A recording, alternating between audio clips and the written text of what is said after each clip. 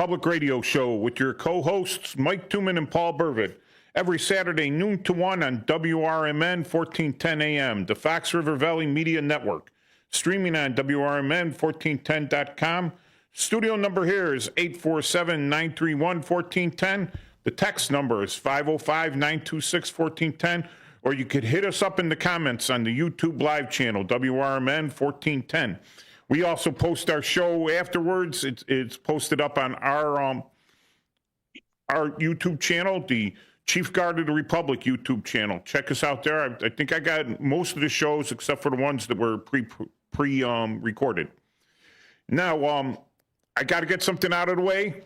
Like I said, this is a Veterans Radio shout-out show. Any veterans organizations want to call in or text in or hit us up in comments, I'll put out your information. Or you could put it, if you call in, you can put it out because you'll be heard over the radio. My buddies at the Dunkin' Donuts Veterans, which meets every Tuesday in Niles over on Dempster, just east of Harlem. There's a Dunkin' Donuts there every Tuesday between 9 and like 10:30. But these guys get there early. Sometimes they get there around 7 and they just sit around and talk and have donuts. We fill a room. I've never seen one organization, not a bunch of sub-organizations gathered together, just one organization where they could put 100 people in a room, 100 veterans in the room. It's really great because with all these guys around, they give a lot of information out, and all you need to join is to show up. If you're a veteran, show up. You know, this was started by there's a lot of Vietnam veterans out there. We have, I think, one World War II veteran. He's still alive. He still shows up. And we got the Korean War veterans. So every Tuesday between like 9 and 11, the meeting starts at 9, but you get there early, grab a donut, grab some coffee, come into the big room. When the weather improves, we will be meeting out at the Miami Woods over on Caldwell. So they have a pavilion there. They have it every Tuesday. Bring a lawn chair and everything, and they put out the same information. It's a good time. We remember fallen. A lot of these guys were firemen or police officers in civilian life. So we remember fallen first responders, fallen soldiers, fallen service members when we're there. So I just told Roger and I told Carlos I would put that out. So I've done it. If you guys want to call in and shout out some other information, let me know. So Paul, how's it going? Good. How are you? I'm doing a little all right, but I think we picked the wrong subject because I started going down the rabbit hole and it really got me depressed, like sadly depressed and paranoid. And my anxiety is off the charts to begin with. My paranoia is off the charts. But to assure you, see, I'm not wearing a tinfoil hat. So, you know, I should be, but not yet. So I'll put that back on. Wait, this is for you guys on YouTube. See, there's no tinfoil in that. That's a hard hat that goes inside baseball hats. It lets them keep their form and it protects your noggin. So the reason I said we probably went down there because I see an organization, especially a big office like the FBI in Chicago, and I went through where they have their press releases, and it's pretty depressing how much they actually do. Especially when counterterrorism. Well, you know, I told you I've had many experiences with the FBI, and there was one guy, real good guy. I won't mention his name, but you know, he was a really good guy. But you know, in dealing with them, you know, a couple of times I had real big cases, securities fraud, and they were working on it, and you know, it should have been done by them, and I did them on the state level. We did it in DuPage County. One guy got 13 years, and I'm driving home, and it's on the radio already. And when I get to the office, the FBI's calling me to congratulate me, and they're saying, well, you got more time than we would ever get, and we don't waste our time, you know, on stuff under millions of dollars, and this one was several $1 million. So, you know, it's kind of frightening. It's, you know, they're supposed to be there. They're supposed to be our top cops, as it were, you know, Ephraim Zimbalist Jr. and Jimmy Stewart in the FBI story. And they're not as stellar as they could be, you know. No, and what I the interesting thing about the what is it, Wan Yu Peng, 38 years old, up at Great Lakes, and this gets released. You know, it's a big release, and his troubles with the FBI started way before. They've been waiting to arrest this guy. And he pled guilty, so he's, I think, been waiting for like 4 years for trial. Looks like it. And so this didn't come up under, this isn't under Trump's administration. It's under the next administration. And what I see, and that's why this is just my personal opinion, and any FBI agents or federal agents out there listening, and I know you are, at least. Well, you'll see it on my blogs or my Facebook page. You know, I know you kind of follow that, right? But suddenly after this Doge and everything, and give us 5 things that you did, boom, the FBI comes up with some 38-year-old former Navy guy that kind of sort of wanted to do something terroristic. He did buy 2 uniforms. And he did give him a cell phone to use as a detonator. So. Practice detonator. Yeah. Practice. See if this one works, you know? Well, what's even more frightening is, and it makes me wonder when we see all this, one of his other plans allegedly was to use a machine gun on Michigan Avenue. Okay. And, you know, whenever there's like a mass casualty event, how come it is we know their name like right away? Because even when they have no ID, well, they had paper on. A friend of mine. They were on the radar. They were on the radar. We had paper on them. Well, it didn't do you much good when everybody got shot up because, you know, you should have acted on your paper. So, I mean, that's, you know, we know too much about them too fast. And, you know, it's almost like they're either afraid to do something or they're incapable of doing something. Let me get on even deeper with this one, right? Is that, all right, so to give you to set the stage here, in Chicago, on the west side, when they needed to boost the numbers on drug arrests, this was the most hilarious thing ever. They would go to a major drug corner where they had a lot of junkies coming in to buy their drugs. Right? They would be pushing $50,000 worth of drugs on a corner a day. In one corner, city of Chicago, moving $50,000 worth of product a day, right? And that's a lowball estimate. So what they would do is they would come and they would arrest all the dealers, the likely suspects, right? They would just take them off on some disorderly conduct charge, some charge that really wouldn't stick, but they just wanted them off the street and out of the way for a while. And then they would replace them with undercover officers that weren't really known in the area. So they would have to trade like districts and stuff and bring these guys in. And then every junkie that was either too sick, right, too desperate, you know, to make out that these weren't the regular dealers, because there's a relationship there, they would come up and try to buy drugs off these guys, and they would get locked up for attempt possession of a controlled substance. Attempt possession of a controlled substance, which is a felony. Yay. But these are the stupid, the worst, the most sick and everything of the junkies, right? All the regular people that were like recreational or something buying the stuff that you would want to get some and make kind of like an example out of some suburban rich guy, you know, or some mid-level office bureaucrat that's coming to get some weekend recreational drugs, right? Grab him, you know, charge him with a felony, put him in. But they're only getting the worst of the worst, right? And I think like scooping up the dumbest, you know. Let's shake out the tree and see if we get the dumbest people. Right. And okay, yay, look at the numbers, because people don't look down at the actual quality arrest or the quality of the arrestee. It's not like they're taking, you know, El Chapo off the street, right? It's like poor little Sally who's been hooked on heroin for too long, you know, bam, she's gone, you know, she's charged with a felony. You know, and that's so in my humble opinion here, all right, is I think that the FBI does sort of the same thing. They get the worst, the dumbest characters out there that don't realize they're being played. All right? And they build them up into some sort of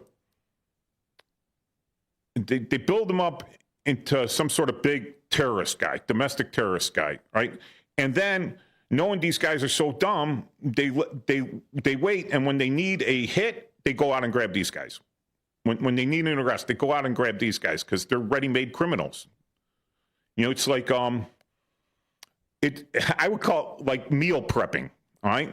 So on Sunday, before you have to go to work, and you're on a diet and you want to eat healthy, you sit at home and you meal prep, right? You make your lunches, you make little dinners and maybe little breakfast, and then during the week, it's just you get a nice breakfast, it's ready to go, like oatmeal. It's all ready to go. You throw it in the microwave, boom, you're good, right? You know, you have some sandwiches made, put them in the freezer, or you have stuff made, you meal prep. So these guys are like meal preps. they have them out there, and they're like, oh, we need an arrest. We'll go get that guy. My mom would have a phrase, you know, and it was kind of common years ago.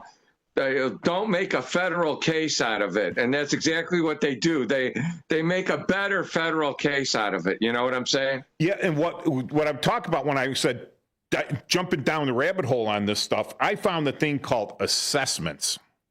All right, so now, as a Chicago police detective, all right, I had to have probable cause or reasonable suspicion for a body search on the street, like reasonable suspicion for a stop and talk to a guy, right? Like, what are you doing here? But I would need probable cause to go into someone's house to get a search warrant, and go into someone's house, or to place a person under arrest, right? So the FBI has this thing called assessments where they open up a case just to assess if it's possible this guy might want to commit a crime in the future. Like a thought crime. You know, it's like this guy, oh, look, this guy's screaming and yelling on social media. Right? He's a lunatic. Could he possibly be a danger? So they assess this guy. And part of the assessments is that they can go and get permission to do surveillance, right? This is surveillance, and surveillance can include a wiretap. And a wiretap can include checking not only your phone, but your social media accounts and everything else. So they don't even have probable cause yet. They're trying to get reasonable suspicion. And it's not, I don't think a guy out there howling at the moon, right, is reasonable suspicion to me that he's a werewolf. You know, he's nuts. So a lot of these guys are howling at the moon, and they're like, oh, well, let's open an assessment on this. And then let's get a wiretap for his stuff. What I'm trying to say is that they are creating their own criminals. You know, and right now, during the Doge era, you know, Department of Government Efficiency, everyone's been asked, what do you actually do for a living? What do you actually do?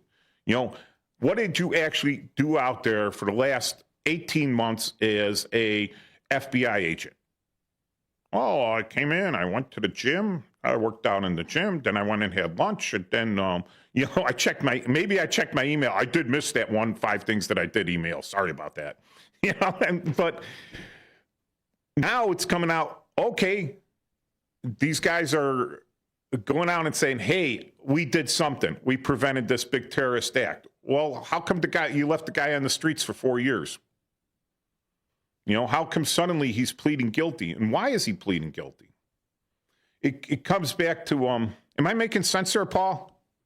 You are. All right. You are. And we're talking about a potential almost 20-year sentence for this guy from what they're saying. So, you know, it just makes you wonder. It's really kind of frightening. And well, you know, I will say this. they are traditionally, they like to do stuff at the end of statute of limitations. Yes. They won't be rushed. And then sometimes they ask you to continue the voluntarily waive the statute of limitations, which is crazy because, why would anybody do that? But they like to do things at the end of the statute, and then they like to ruminate and analyze and stuff like that, and it's a lot different. Even their hardened criminals, they consider them to be gentlemen. They usually give them a recognizance bond or something like that. Whereas in the state, you'd be, years ago before this change in, the Neighborhoods Act or whatever. But, you'd Safe be locked up. You'd be locked up for a long time, in the state. But over here, it's traditionally 5, 6, 7 years from, indictment to trial to turning yourself in, All right. So one of the things I looked up here is between 2009 and 2011. I know that's dated, right? That's, that's 12, 13, 14 years ago. But between 2009 and 2011, they had 82,325 assessments. In 2 years, they had assessments opened up, 82,000. Out of those, only 3,315 found any evidence that warranted any continued investigation. So you cast this wide net. If you had 88,000 people living in a village, right? A small town, that's pretty good. 88,000 people is a pretty good sized town, And you went in door to door and kicked in everyone's door and searched their entire house. And then after all that searching, you found suspicious material in 3,315 of those houses. Is that reasonable protection of privacy or protection of the public? It's like the means justify the ends. That's only like 4.5%, actually. Yeah. It's de minimis. It's under 10%, I got, I would have better odds grabbing a guy off the street, bring him in, fingerprinting him, and hoping he popped a warrant with absolutely no probable cause. Working the West Side, I would have much better odds. I'd probably be 1 in 10. Well, the other thing is, too, with the money they spend on this, the overtime, the extra, and, I used to say, this was years ago. I used to say, you give me $4 or $5 million, I can prove that you were involved in the Lincoln assassination, because I could do anything I want with that 4 or 5 million. I could get a movie made, even though they didn't have movies back then. I could have you in a picture with Lincoln, and it's just shaking hands with John Wilkes Booth afterwards. Passing him a 10-pack. That's right. It's exactly right. Here's your fix, John. You could. And the money they spend is astronomical. I mean, it's they have. Well, it's not their money. It's not their money. This is the Doge thing, right? It's not their money. Well, but it's somebody's money. Yeah, it's our money. In my pocket, It's our money. Yeah. Yeah, it's like, but they, I got a very good friend who worked for the IRS. Yes. Okay. Yeah. What sort of person am I that I have friends that work for the IRS, right? No, this guy's great, right? But he was so, he wouldn't take a government pen home because he says that is not being a good steward of the people's money. He considered himself a steward of the people's money. So, supplies, pens, paper, he wouldn't take any of that at all. Not even in the military. He wouldn't do anything like that because he was a good steward of the people's money. That was him personally. I haven't seen a lot of people like that. They're like, yeah, you're right. You go out and spend this. We got this money, so we need to spend it. That's one of the dumbest things. I think there's 3 statements that really get me irked, right? The enemy of my enemy is my friend. Nope. No. Not unless they're really your friend, but just because they're, they don't like the same guy you don't like doesn't mean they're going to like you any better. The other thing is that's the way we've always done it. And the other thing is, if we don't spend it this year, we won't get it next year. Well, if you didn't need it this year, you're not going to need it next year. So they just find stuff to spend it on. The Army was ridiculous like that, especially in the reserves. So, we work on a fiscal year, right? Well, they would hoard all the training money. Oh, we can't spend this, we can't spend that. And then in the last quarter of the fiscal year, they'd be trying to send everyone to training here to use up all this money, everything else. But, people weren't, people just started their college. They went back after summer vacation. They don't have that time. And now the Army's the units are trying to get rid of all their money that they hoarded. So, no, I see that, not being a good steward. Responsible use of the money. Yeah. So, just spending the money to spend the money. But like I said, any federal investigators out there, any federal employees, anyone that wants to call up and disagree with me, get on. I'm not going to embarrass you. I'm not a shouter or screamer. You have your opinion. I mean, the worst I could do is hang up on you. And you know what sound they hear on the other line when you hang up the phone? What? Click. You can slam it as hard as you want. All they're going to hear is click. We're ready for a break? Not Almost. yet. That's it. So, A couple more minutes. That being said, I will say that there are some federal groups and federal agencies that are very, very good. Like I've always had good luck with the postal inspectors, and they have an outstanding forensic lab for handwriting. And the IRS criminal investigators are outstanding. And I've got to know a lot of Secret Service agents. We think of them as, the guys that guard the government officials and the foreign dignitaries, but they also provide a function in fraud and money laundering. And I remember once had a friend at work, and he was holding onto a case for a little too long, and the statute was coming up on it, and it involved gas stations, and we knew that an $80,000 check hadn't been negotiated, and I was going in for surgery, but they said, you have to do this case. It had a statute on it. And they go, what do you need? I said, I need the Secret Service to tell me where all these checks were cashed. And, they were guarding Mrs. Obama. And within a few hours, they left the detail. They drove around the state of Illinois building, and they gave me a big packet of checks. And, the check was not that check, but one of them was negotiated in Riyadh. And they know where stuff is immediately. And when they have to, they can find it. And I've had very good luck with them guys. And the men and women of those agencies I found to be very dedicated and very helpful to local law enforcement. Okay, that's cool. When we come back, we'll talk more about this. Earlier, if you're making sense, in my mind, yes, sir.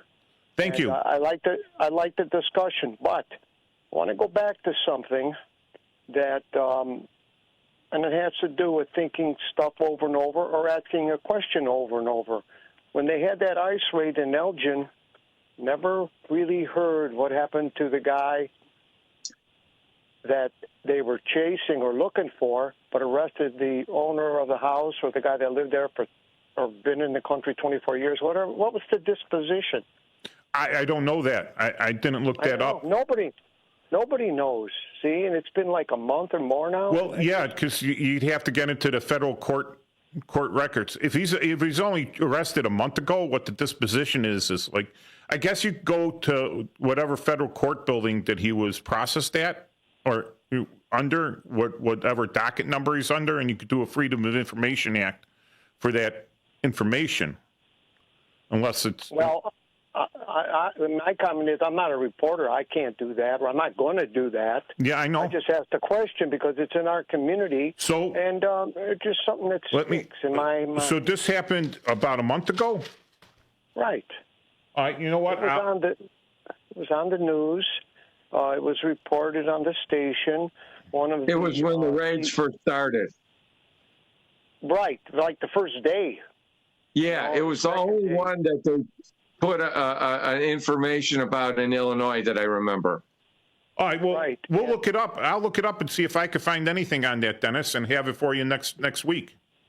Fine. Now, I can tell you, I forget which station it was, one of the 3 or 4 majors. It wasn't Fox. It was either ABC or NBC. Had a reporter in Elgin, and they were kind of like on the scene, and they reported it. It's out there. But, again, it just remains as, like what happened. That's all. I'm enjoying the show again. Thank you. Okay. Thank you, Dennis. So going back to the assessments which started to scare me, I think everyone knows like their circular logic. And I have seen it a lot in military intelligence. I have seen it in the police department. A lot of people working on circular logic. And one of the things with the assessments is in order to open a full investigation, other than just the assessment investigation, they need to have some sort of allegation. But it doesn't have to be a credible allegation. So you could solicit an allegation out of someone against somebody and say, there, I've got an allegation. Now I can open up a full investigation. And that's what they did for the Russian collusion thing. Right? They were doing an assessment, and then they got an allegation that wasn't credible, and then they opened up a full investigation. And then there's no one's ever came out to say that anything about that was credible. But that was a full-blown FBI investigation, and supposedly these people have supervisors that are supposedly higher qualified or more experienced than the street agent that could say, dude, that's not good. And one of the things is when these are outside agencies, civilian agencies went in and they said some of these FBI agents made, like, I'm an FBI agent and I got this assessment. And I go to my buddy who's working a different assessment. I says, what do you think of this guy? He says, well, I don't think he's a good guy. Oh, I got an allegation. It's another FBI agent making an allegation based on nothing. But I have the allegation. So now I open up a full thing to prove that the guy's that the guy's a bad guy. I don't have any reasonable suspicion. I don't have any evidence. But I think he's a bad guy, so I'm going to prove he's a bad guy. And I'm going to look for evidence on a crime that I don't even know has been committed yet.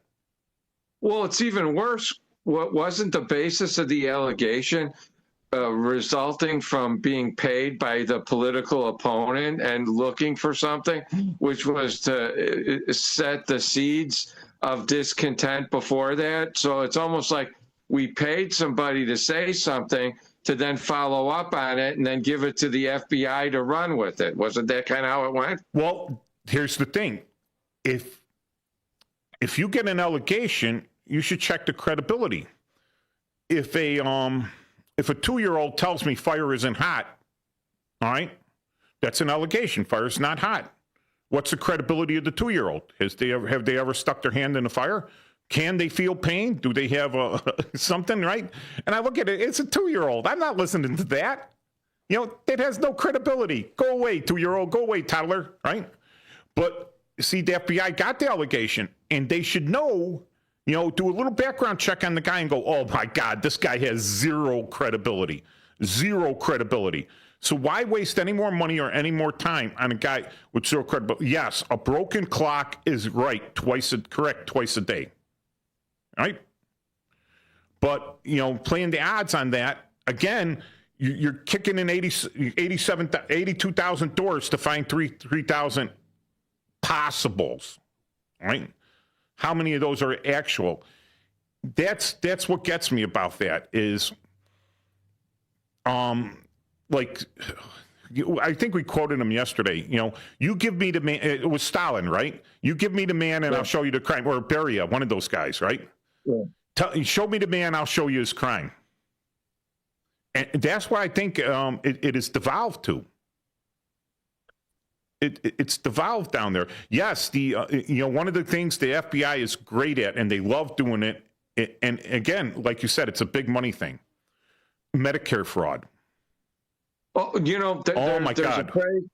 There's a phrase that they use in political science. It's from a guy named E.E. Schatzsnyder, and it says, organization is the mobilization of bias. You show me how a system's organized, I'll show you who benefits where, when, and how. And you just exploit that, and then you get what you want out of it. Yep. Yeah, no, if you're put in charge of a system, unless you're truly altruistic, right? Truly altruistic, somehow your biases are going to make that system benefit you in some way.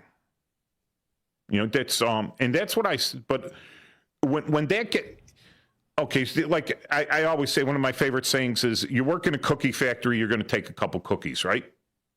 I mean, who wouldn't?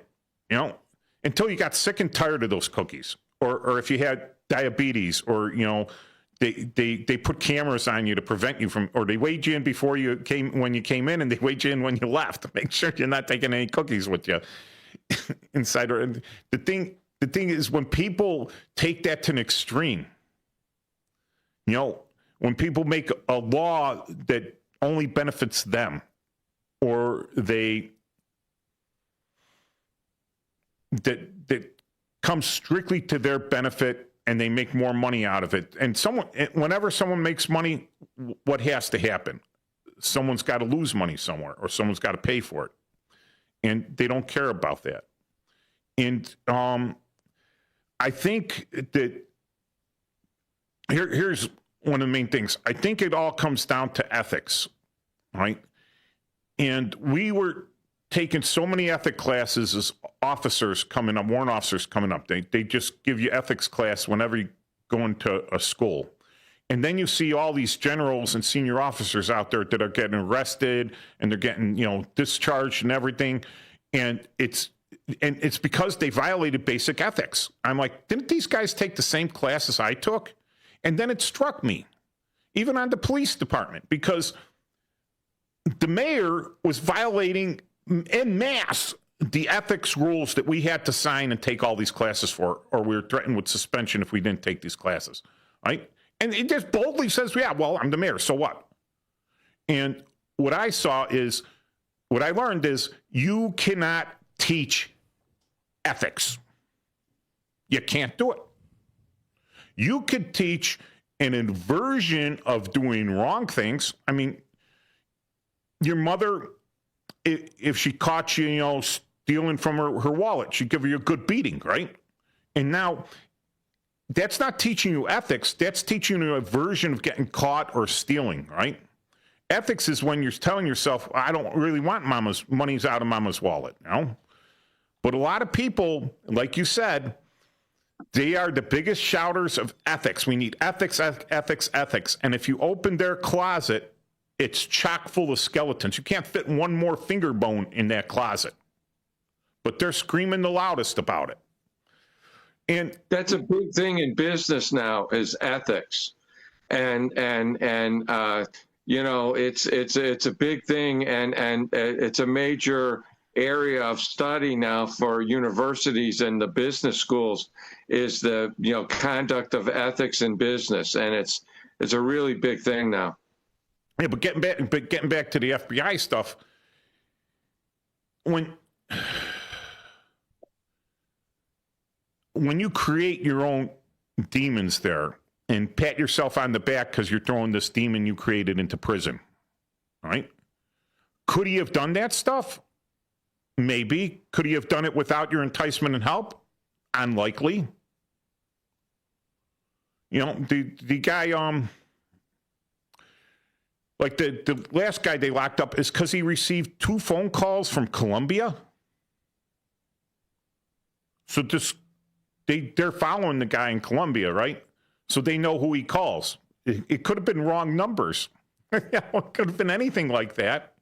But now they say, oh, this guy's on the number, so now they get a surveillance thing, and now they open an assessment on this guy, and now they open an investigation, and part of the investigation is going to be, undercover surveillance and then talking to the guy and everything. And it's almost like entrapment to me. Like I've been saying that. No one's calling up. No FBI agents are calling up to disagree with me. Major Kelly. Hey, Major Kelly, thank you. So, they, how to get it? It scares me that these people, maybe there'll be a change, right? But if you put a production on them, you put a production quote on them, I don't think they're good enough investigators to actually find a crime. A lot of them out there, so they create the crimes and lock them up because that's the easy way to do it. Like I said, they'll keep them on a list, and when they need an arrest, they go out and get them. What was it? Not that I ever did it, right? But there was a big thing on the police department way back, and quotas and stuff. And one of the things is they wanted illegal guns off the streets. And if you got a gun off the street, they'd let you go home early because, hey, you did your job. You did it well, right? So guys would get these guns, and then rather than turn them in, they would keep them in their locker. And when they needed to go to their kid's baseball game or something, oh, look, I just got a gun off the street. And they'd inventory it in. Oh, Lieutenant, good job. Go home early. Like, that's what I see out there, man. I see that. I think I'm seeing that more with the FBI with this stuff. Is we've chummed the waters, or not? We chummed the waters, and we get these little itty bitty sharks in, and when we need one, we throw a net in and we pull one right out because we already chummed the waters. Rather than going in and doing like a real assessment, and let's say you have a figure. Now, Great Lakes is a soft target, so it's a soft target for terrorists. And I don't know if I should be saying that in my professional view, right? So when you talk about this guy out there who worked at Great Lakes, who was in the Navy, and he went through basic training at Great Lakes, he's a good one there because he has what do you call it? You need method, right? You need opportunity, motive, and opportunity, and intent. All right? And he had motive, supposedly, right? That he didn't like the fact that we blew up a special operations general of the Iranians. That's what they're saying, right? And then he was there, he had opportunity, and where's the intent on it? Well, what bothers me about this also, though, and it was in one of the articles that I read, and it was off of the U.S. Justice Department of Public Affairs, so it's their press release. Whenever I did something, they usually put your name on the case, and they list 3 assistant U.S. attorneys, okay, for the Northern District. But it's interesting, they listed 2 National Security Division counterterrorism section prosecuting case from trial attorneys from the National Securities Division. So there's 5 guys that are the lawyers on this, and only 3 of them are from the local area. So 2 guys are from some National Securities Division, which they put in their own Office of Public Affairs press release. So it really makes you wonder, Yeah, like I said, there used to be a thing called parachuting on the paper, right? Yeah. So we would lock up guys, and you'd have to wrestle with them and everything, and you'd have to drag them into the station, and then you'd have to do all the paperwork while you watched them because you're working by yourself and everything. You'd have to get everything approved, and then you'd have to search them, walk them to the line, lock up, sit in the airlock at the lockup for like 10 minutes while they played. Well, they played foosball or something out back there, right? And then finally they come and they take the guy, right? And after all that aggravation, you come in the next day to check to see if the guy made bond or if he popped a warrant, and you find, yeah, he did pop a warrant, but you didn't have access to the computers to run them, right? So the desk people, when they ran them, they found the warrant, they I-bond them on your charge, and they locked them up on the warrant. So I'm like, what the heck? They get a whole new central booking number, right? And a whole new arrest. And the guy never leaves the lockup. And it's like parachuting on the paper. So I think one of the things, all right, so not just the FBI agents. All right, so one of the things they said is they canned a lot of, or they're in the process of canning a lot of the prosecutors from the previous administrations. There have just been leftovers. And they always ask for the resignations of the top people. Because you nominate your own people, so that's kind of a common thing. In Chicago area, though, we traditionally keep our guys because they go after public corruption at least for a year or two into the new administration. Yeah, that's a usual thing. But what there are some people there. I'm just speculating this. All right. Is that if you haven't really done anything, like your Doge question, give me 5 things you did, and you haven't done anything, man, you're going to try parachuting on all sorts of paper. Well, I answered a phone once, and it was a number that it had one of the same numbers that the Colombian number had. It had the number 9 in it. It was a phone number. So I guess I'm related to that case. Put me on. And they call their buddy there and say, hey, I need my name on something to keep my job here. And here, to me, this is Occam's razor, right? I don't have to think of any. I think, what's the simplest thing? Oh, yeah, these guys are jumping the paper. Why? Because I've seen it happen. I know it happens. Oh, they wouldn't do that. They wouldn't grab credit where credit isn't due. I'm like, oh sure they would. So one of the a specialist, this disgruntled specialist, he was older. He was at the end of his term. He was getting out. He wasn't going to re-enlist in the military, but I was just a private at the time. And he tells me, here's the secret to making it in the military. And you got to remember, this guy's disgruntled and everything. And he goes, grab all glory, shirk all blame, and kiss all butt, right? And you'll make it far.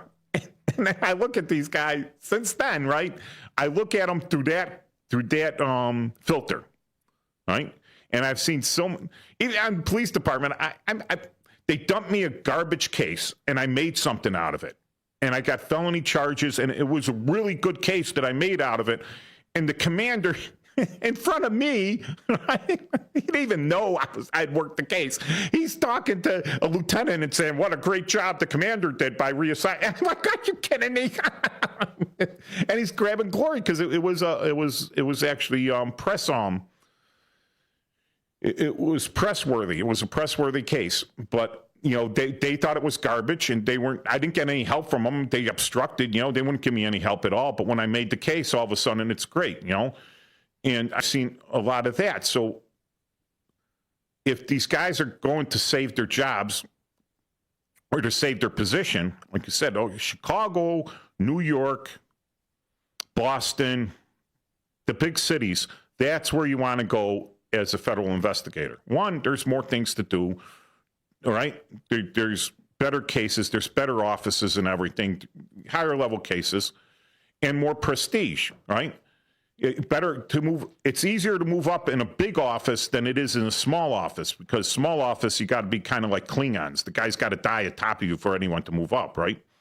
So these guys are going to be out there trying to sell themselves to Doge, and especially the new head of the FBI, Kash Patel, and his soon to be sidekick there, Dan Bongino, one of the few psycho radio guys that I listen to. And by the way, I know you already picked someone, but consider me to take over your time slot. No, honestly, I wouldn't want it. That's a lot of work. This once a week is good for me. How about you, Paul? It's fine. Yeah, I wouldn't want to move to DC. I wouldn't want to. Well, if they did offer us the time slot, let's say out of nowhere, right? They said, hey, let's try these two guys here.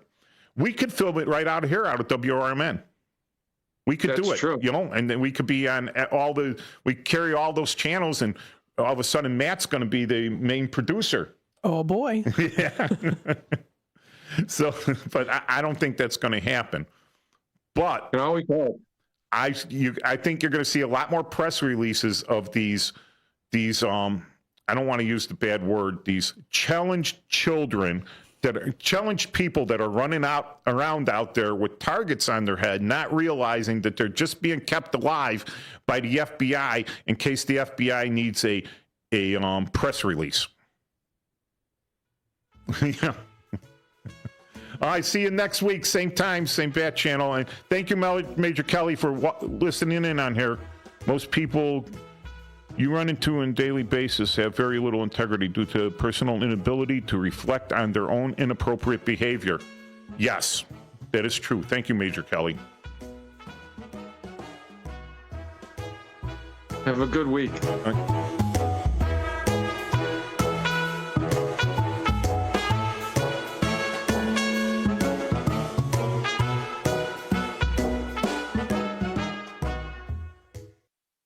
Want to read some action-packed, exciting pulp fiction? Read the works of Michael Tooman, now featuring the international crime thriller, I Married a Bot Madam. Available on Amazon in hardcover, paperback, and Kindle editions. The paperback is also available at other book retailers. Check out Michael Tooman's webpage at Scilink.net.